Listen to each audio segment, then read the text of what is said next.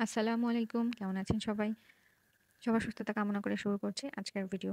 আজকের ভিডিও আমি আমার মায়ের দৃষ্টি আকর্ষণ করছি।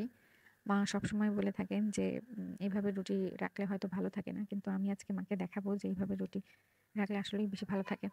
আমার মায়ের ধারণা এভাবে রুটি রাখলে হয়তো ফুলকো হয় না। এই কারণে তিনি প্রতিদিন রুটি বানিয়ে থাকেন।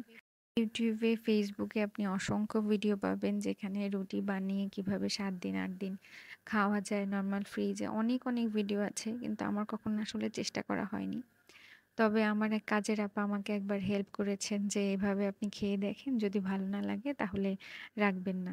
তো যথারীতি আমি চেষ্টা করলাম আরকি। সে রুটি বানিয়ে দিয়ে গেল। অসম্ভব ভালো। একদম গরম সার্ভ করা যায়। খুবই ভালো থাকে রুটিগুলো। আসলেই আমার ভালো লেগেছে। তারপর থেকেই আমি এভাবেই খেয়ে আসছি। একবারে অনেক বেশি রুটি বানিয়ে আমি ৭ দিনের মতন খেতে পারি বা ৫ দিন যেভাবে আরকি যতটা লাগে ততটা ব্যবহার করি। আমার মনে হয় প্রতিদিন আ আ ঝামেলা করতে কেউ চাইবে না। প্রতিদিন আপনার বুয়াও রাজি হবে না যে প্রতিদিন রুটি বানাতে হবে। এর থেকে একবার একটু বেশি করে রুটি বানিয়ে প্রতিদিন গরম পরিবেশন করাটাই বেটার। প্রথমে আটা গরম পানিতে দিয়ে লবণ দিয়ে সিদ্ধ করে নিব।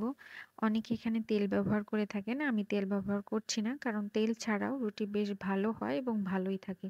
সিদ্ধ করা আটা যথারীতি রুটি বানিয়ে হালকা করে একটু ভেজে নিতে হবে এপিঠ-ওপিঠ। আ চুলার আঁচটা বাড়িয়ে এপিঠ-ওপিঠ একবার ভেজে নিয়ে তুলে ফেলতে হবে। তারপর রুটি সুতি কাপড়ের উপর ঠান্ডা করতে হবে। মানে ছড়িয়ে ফ্যানের নিচে ঠান্ডা করে নেব।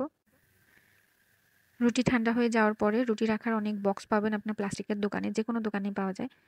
এই বক্সগুলো ব্যবহার করছি। এর নিচে যে টিস্যু ২ টা টিস্যু দিয়ে আমি একটার পর একটা রুটি রেখে তার উপরে আরেকটা টিস্যু ব্যবহার করে আমি বক্সটা ভালো করে আটকিয়ে নরমাল ফ্রিজে রেখে দেব।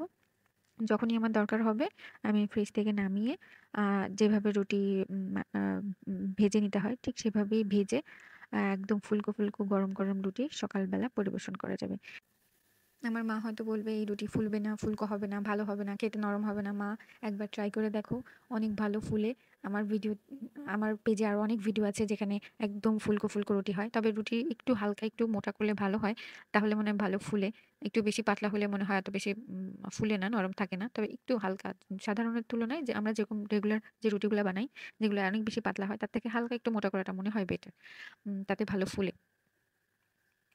রুটিগুলা ফ্রিজে রাখার জন্য একদম রেডি। এখন আমি ফ্রিজে রেখে যাব। ৭ দিন একদম নিশ্চিন্তে ভেজে খাওয়া যাবে।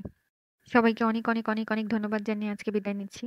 আশা করছি আমার মা এইভাবে করে আগামীতে রুটি বানাবেন এবং বলবেন যে ভালো হয়েছিল, পারফেক্ট হয়েছিল এবং কষ্ট কম হয়েছিল। ধন্যবাদ সবাইকে। আল্লাহ হাফেজ।